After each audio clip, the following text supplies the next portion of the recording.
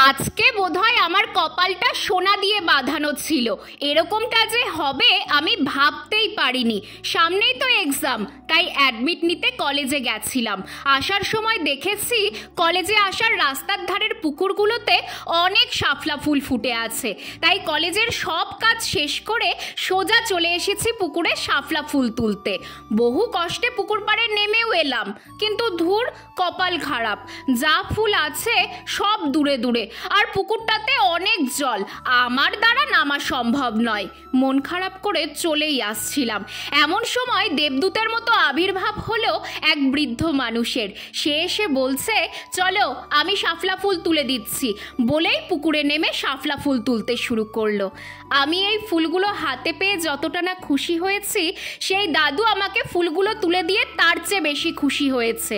সত্যি পৃথিবীতে এখনো ভালো মানুষ আছে।